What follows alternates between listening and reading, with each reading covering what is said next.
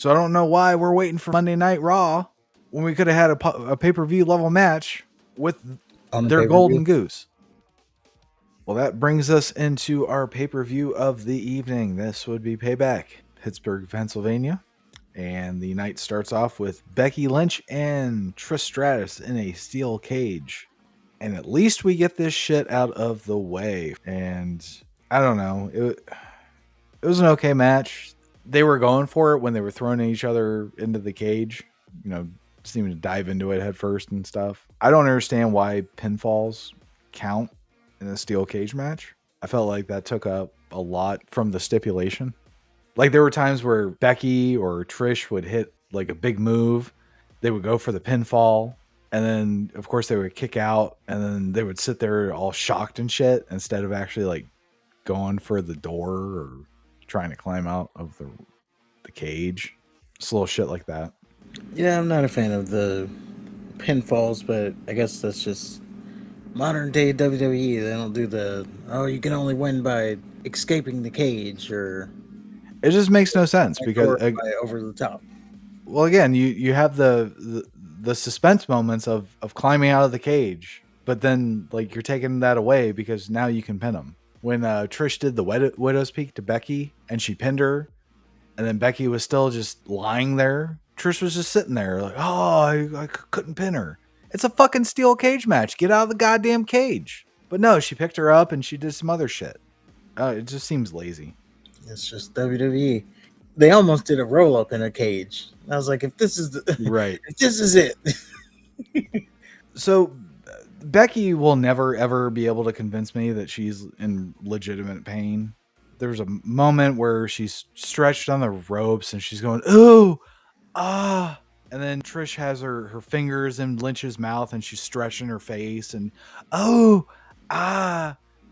And then Trish is raking Becky's face alongside the cage. And then Becky goes, ooh, ah. There's no fucking difference. Like, look at Kevin Owens when he was getting hit with the chair and shit later. Like, ah! Just fucking act like you were getting hurt. That's all I'm asking.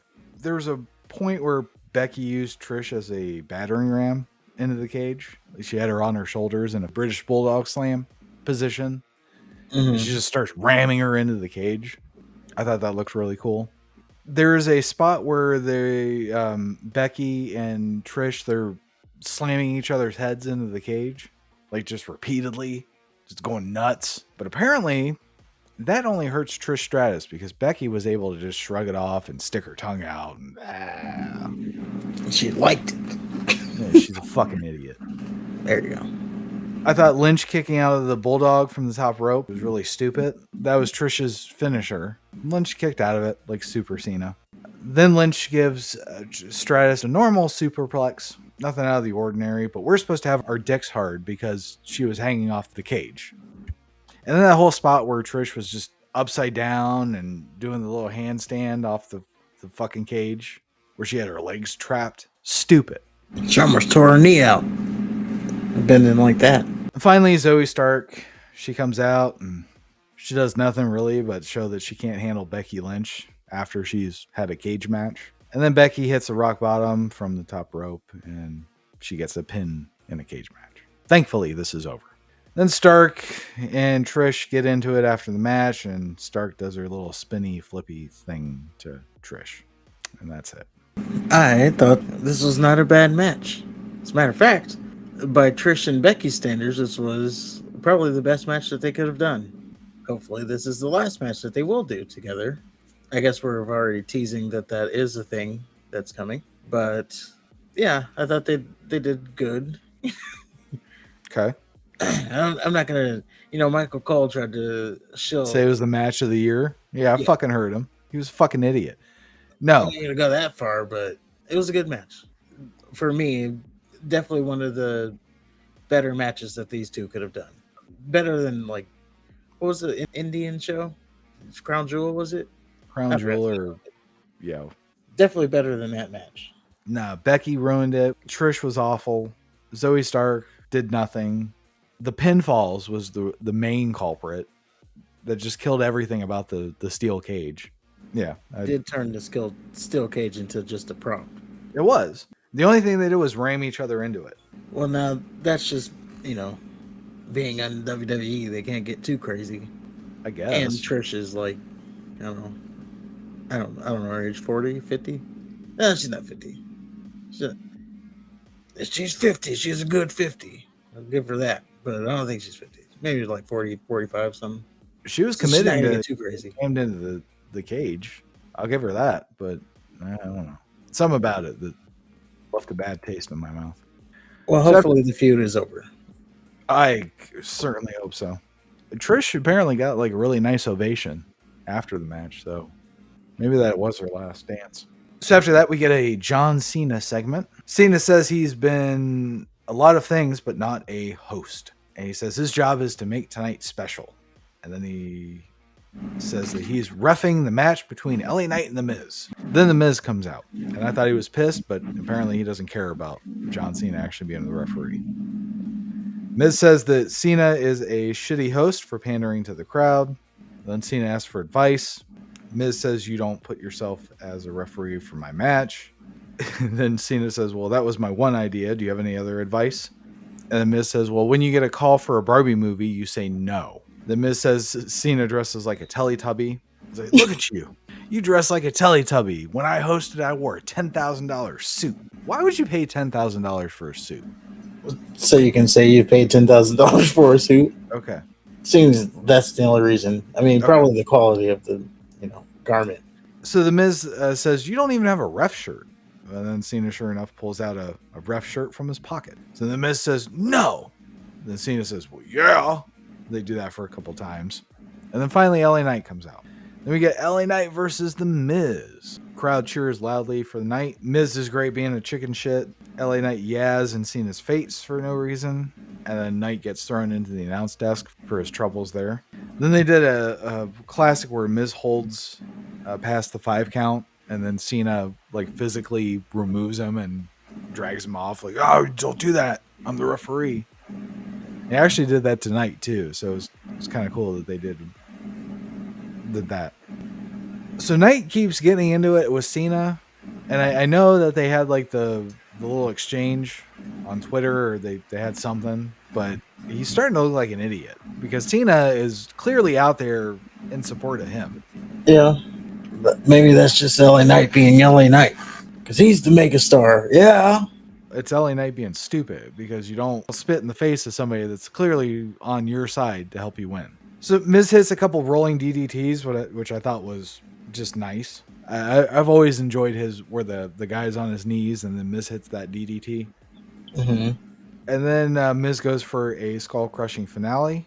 And I gotta say, I miss when he used to pose for the skull crushing finale. He used to do that whole thing, but he doesn't do that anymore. Cena was great as a ref. He called it actually right down the middle. He was pretty fair. He was intense when he needed to be. He was pretty believable. I actually thought he was refereeing a real match. At one point, Miz tried to do a 5-knuckle shuffle right in front of Cena. Knight kips up because we need another person to do a kip up. He actually didn't kip up, but I thought he did. No, he did like a back roll to his feet. So like he kicked his leg back and then stand up to his feet. I guess I just assumed. My bad. No, I thought he was going to do one too, but then I saw him roll backwards. Okay, so he rolls backwards and he hits his little people's elbow on Miz, and then he turns that into a blunt force trauma and he wins. And then Cena and Knight, they get into a stare down after the match. Then they shake hands and Cena raises his arm. And LA Knight's your winner. LA Knight, yeah, takes the win. You get the stare down with John Cena, maybe teasing something in the future there. Yeah. I just thought Knight looked like an idiot because Cena's like, I'm shaking your hand. It's a sign of respect. Oh, you want to get into it now? We'll do this today. No, I'm shaking your hand, dude. And then Cena, like before the match, he basically said, I want LA Knight to win. That's just because he didn't like The Miz. Whatever. I don't give a shit. I just know he doesn't not like me. I don't know. At least LA Knight won. Yeah. Right result. So then we get Theory versus Rey Mysterio in a fucking Cinnamon Toast Crunch match. They got to bring it back. I think this is Rey's second Cinnamon Toast Crunch match. I was wondering that. He actually had a version of the Cinnamon Toast Crunch too. I didn't get any of it, and I wouldn't. It's not because it was a Ray thing. It's just because I like Cinnamon Toast Crunch. It's the best cereal out there. He had like his mask as one of the little things of Cinnamon Toast Crunch, a special crunch, but they were sold out everywhere, so I didn't get any. Okay. I just had to use the regular squares, boring, as I ate it in one sitting, the whole box, family size.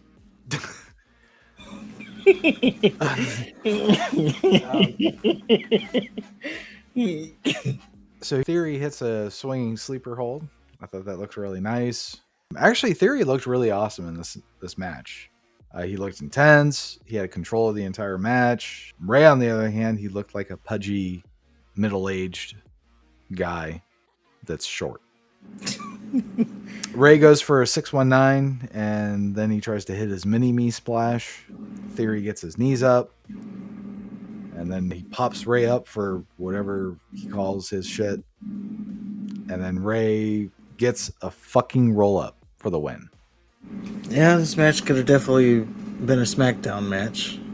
Yes. Now keep in mind, we got this instead of Gunther versus Gable. I just want you to picture Gunther versus Gable, and then I want you to just set it aside on all of these matches, and I want you to tell me if that would have been better than what we actually got. It could have definitely replaced this match. Yes, absolutely. And I actually thought it was a good match. I just thought it was the wrong finish. I thought Theory should have won. Yeah, I don't know what they're doing with Theory. He's just there now. They got to break him down and build him up, I guess.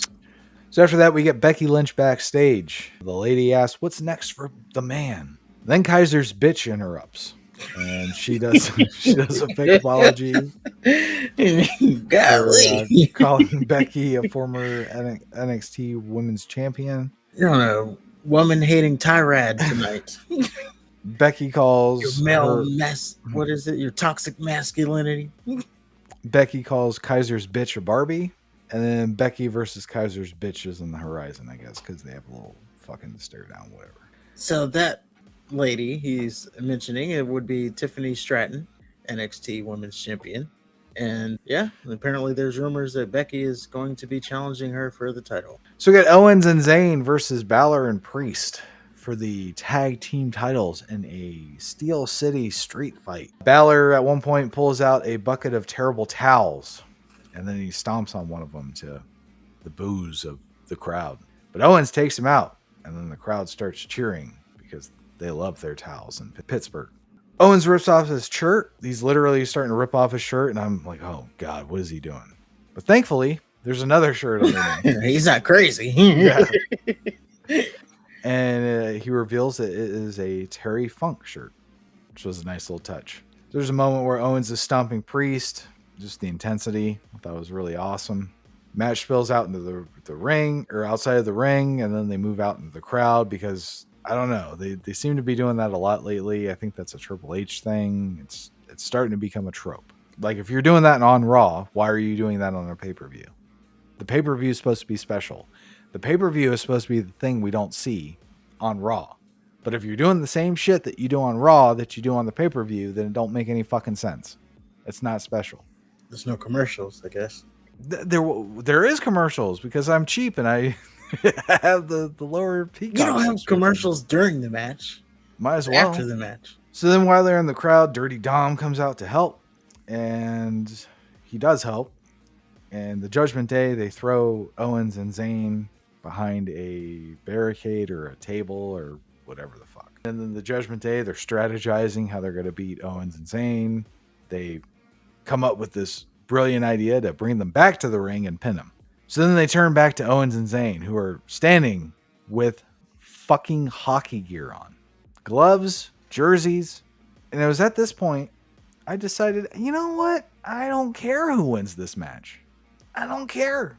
It was also at this point that, or at least for me, I noticed that Kevin Owens was bleeding from his head. He was bleeding from his head. There's a point where Owens does a swanton to Dirty Dom through a table from the upper level of the stands. Completely misses the table. Well, not completely, but he overshot it. Sammy goes for a hell of a kick. Priest throws a trash can in his face. Priest tries a razor's edge onto Sammy, but Sammy gets out of it and then crotches Balor, who was waiting in anticipation for his coup de grace, do a little double team move. Then Sami Zayn takes on Priest and Balor all by himself. Then McNugget breaks up the pin attempt. Owens does a pop-up Balor bomb to McNugget on the announce table. Then Ripley spears Owens through the barricade, which was the only awesome part of this match. Rhea sold it perfectly. Sammy hits a hell of a kick to Balor. Mysterio hits Sammy with a briefcase. Balor rolls on to Sammy for the win. And the Judgment Day are all hard now because they have an accumulation of lesser titles that they can brag about now. Yeah. It's very surprising that this is how they ended the Kevin Owens and Sami Zayn tag team title run, winning it from the Bloodline for this. But I guess it's to further the story with the Judgment Day. I did enjoy this match. I was thoroughly sports entertained. Even the hockey thing, I was okay with that. They had gloves, and then they did the penalty fight on Dom. Yeah, they fucking did. They dropped the gloves and no. I liked it. I was sports entertained.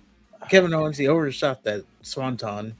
I thought he was hurt again. I'm like, well, what are you doing? Because if you watch it back, he definitely overshot, hit his knee right on the concrete, and I was like, well, that's it for Kevin Owens.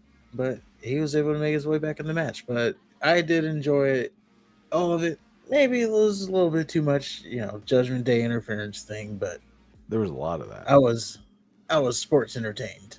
So after that, we get the Waller effect. And then Waller says Pittsburgh and Cody Rhodes have something in common. He's seen both's reading levels and neither can finish a story. Then Cody comes out. Waller stops Cody's little catchphrase. Thank God. Waller says no one cares what Pittsburgh wants to talk about. He wants to talk about Cody's big announcement. I guess Cody was talking in the back about having a big announcement. Then Waller talks about his rub. Cody references all the other shows and how they go down, like Piper's Pit and the others, and how they end in fights and blah, blah, blah, blah. Waller's like, no, I'm a professional. We're not going to do that. Then Cody says, you know what? I pulled out all my political chips to right a wrong that happened on SmackDown. And then he says Jey Uso is now on Raw. So then Jey Uso comes out. And then Waller's still there. He says, welcome back. I mean, you've been gone only for 2 weeks, but welcome back. Then Waller asks Jey for a super kick. Jey gives Waller the super kick he asked for. And then Cody looks on stoically. Yep. Jey Uso has returned. Now, I got to say, when Cody was talking about SmackDown and how he was pulling his political chips, I could have sworn he was going to say, I'm going to SmackDown. Yeah, I thought that's where we were going. But no, he just used it to right it wrong. Now, funny thing about this whole story thing, it was exactly what they did with Rey Mysterio and Dominic last year. Oh, it was, yeah. I'm going to quit. Wait, before you quit, let me talk to you. Oh, now you're on SmackDown. Same story. But I told you that they're trying to stretch the Jimmy versus Jey out till WrestleMania. So I guess this is how you do it. We'll see what happens. Well, hopefully Jey doesn't get involved with the Judgment Day shit. Is he going to be the fourth member of this seemingly train we're going on to get Judgment Day in what the hell is it? Survivor Series? War Game. Is it War Games? Is he going to be part of War Games with them? So Cody, Jey, Sammy, and Kevin versus the Judgment Day with JD McGrimace. Oh boy. Glad Jey jumped ship to Raw for that. Yeah. I mean, I'm just saying, is that where we're going? I hope. Because Seth Rollins is still, Judgment Day, but it seems like he's jumped out of the Judgment Day circle. Maybe he gets pulled right back in and he's the fourth guy, not Jey. Because where are you going with Jey? Like, what story or what, feud can he get in? Well, you would think that Cody would be the natural feud, but unfortunately he's the one that brought him in, so I don't. It seems like Jay's a babyface. Yeah, he is definitely that. But he's easily gonna get involved with the Sammy and Kevin Owens thing, and this story is not gone because Judgment Day won the title, so right, it's gonna continue. That's how you continue the story. So I don't know. Maybe Jay gets added to the mix. And then now that I'm thinking about it, the Sammy and Jay like reunion. There's that. So that's going to be something to look out for. Or maybe Jay's the catalyst to the Owens and Zayn split. Yeah, it could be. So I guess that's how you get to continue the story. He's going to get involved with that. Okay. By the way, there was some news going around that Cody Rhodes might be feuding with John Cena at some point, or maybe not feuding. That's a harsh word. They're going to do a match. John Cena versus Cody Rhodes. Obviously, this would be a pass the torch, generation versus generation, icon versus icon. Those types of matches. Cena's already passed the torch to Roman and Theory. Don't say he's passed the torch. He did not pass the torch to Theory. He lost to Theory He at lost WrestleMania, Theory, but he and wasn't. that was That the was whole. not a That was pass. the whole point, though. Regardless of whether or not Theory did anything with the torch that he was given, he was still passed the torch. He said before he didn't pass anything. And as a matter of fact, he said on that night before WrestleMania, he said they don't care about you. Even if you beat me, they're not going to care about you. So, I don't want to do this, but But he still they're not lost. going to care about you, win, lose, or draw. So he was clearly not passing the torch. He said, I'm going to do the match, and it's not going to get you anywhere. You're not going to get over. And he was spot on that. Cena lost the mirror match. That's it. That wasn't passing That was the the torch. torch. Yeah, it was. It was at WrestleMania. It was Theory's biggest moment. He's still fucking talking about it. And no one cares. No one cares. I don't think that was a passing of the torch. That was just to get Cena on the card. He was trying to pass the torch, but I don't think he was passing the torch. You can't pass the torch to a heel. Think about it. Rock versus Hogan. That wasn't a heel. That was face versus face.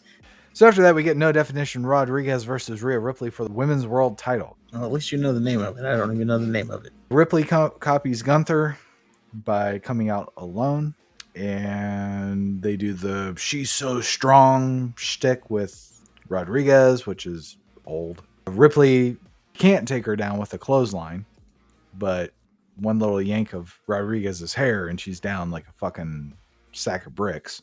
Oh, you actually you actually didn't go as hard as I thought you were about to go there.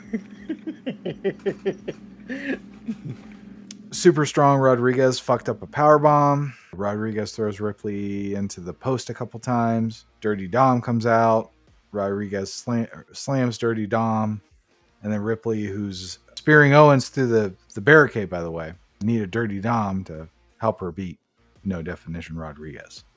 And your winner and still Women's World Champion, Rhea Ripley. So you got Rhea Ripley hanging with the boys, but she can't beat No Definition Rodriguez clean. I don't know. I didn't see the match as being that bad. The And story we're trying to tell is that this is the one woman Rhea Ripley's not bigger than, so she has to struggle against her. That's a stupid fucking story. Ripley's not the smaller of the two. Rodriguez is smaller than Ripley. That's why when Rodriguez does her little back flexes and all you see is bone, while Ripley, she flexes and you can see clear muscle. I don't know. I think Rodriguez has a good back. She doesn't have a good back. It's bone. You see the striations in her back? It's not striations. It's fucking pulsing because she's straining so hard to make it look like she's something. So we get a John Cena backstage segment. He's wearing a bow tie. And he brings out Priest and Balor, asks about the dissension between the Judgment Day. Priest says that they're family and they fight, but they're champs now. And so it's all good and they're on the same page. Then they list all their lesser titles. The Judgment Day holds all the gold and the Money in the Bank briefcase, which is much more why Priest is not cashing in successfully. He's already a champion now. He's not going to be Priest 2 belts. Yeah. So then Rollins and Nakamura wrap up the pay-per-view for us. Finally, the heavyweight champion, who's thus equal to Roman Reigns' title, has main evented a pay-per-view. Only because Roman Reigns decided not to be on this pay-per-view. Yes. So did they play an awesome comic book sequence before the match? It was before Shinsuke came out. So you had Seth come out first. Uh-huh. And then Shinsuke, like before he comes out, they play this like comic book thing. Yeah, That was really it awesome. tells a story about Shinsuke breaking Rollins' back, and releasing him of the burden. Yeah, yeah, it was pretty I good. was like, man, just everything they're doing about Shinsuke, It was awesome. Yeah. like, especially after that, I was like, okay, I want him to win now. Now I said it, Right. I want him to win. I guess Rollins paid tribute to Wyatt somehow. I didn't catch it if he did. Okay. But he did. I think he had the band on, but I didn't catch anything else. Okay. I was too distracted by whatever the fuck that thing was he was wearing. Gotcha. So yeah, so of course Shinsuke works on the back. He targets that a lot, and Shinsuke hits his finish, but he doesn't try to pin Rollins. Instead, he waits for Rollins to stand up again so he can hit him. But then Rollins is in such pain that he's unable to do so. So then Shinsuke starts pummeling him, and then they do the little slap fighting thing for the billionth time, and then Rollins hits a curb stomp out of nowhere for the win. And as far as the match goes, I was kind of disappointed, I'll be honest with you. It was definitely a more methodical, to use the wrestling lingo, a methodical match. Mm-hmm. Like, yeah, there wasn't any flip flopping, and I was thinking during the match, this match is really slow paced. Yeah. Shinsuke is like working the back, and it's like, well, am I bored? Am I bored? Maybe a little bit, but what am I wanting here? Do I want? Am I turning into a flip guy? Do I want flip flops? Huh? Flippy floppy? Is that what I want? What can I do? I want to enjoy storytelling and selling and psychology? Another word there. Or do I want to just see flip flopping? I just wanted something different than what I would have seen on Raw or SmackDown. And I think this was just basically a glorified Raw match. They teased that Shinsuke was going to win multiple times, and I found myself being extremely disappointed when he didn't. I know. Why? I know he wanted to hit a second Kinshasa, but come on, you hit him clean. Right. And then you're Pin waiting for him. him to get up. He crumples to the ground, so you could pin him there, but no, I'm just going to hit him. Yeah. And let him get up so he can curb stomp me out of nowhere. Yeah, Shinsuke has played a perfect game, perfect psychology, perfect mind games, all, and then he had his moment and just forgot it all. Yeah, and then we end the night with Rollins crawling in pain, and Shinsuke is yelling at Rollins from the floor. So I don't know what they're So gonna do. kind of seems like they're gonna, especially with how Shinsuke was acting at the end, kind of seems like they're gonna run this back at Fastlane, I guess. So there's that. Not even mad at it, as long as they can keep this new Nakamura stuff up, then Yeah. perfectly fine with it. And Fastlane is a B level pay per view anyway, so it doesn't matter.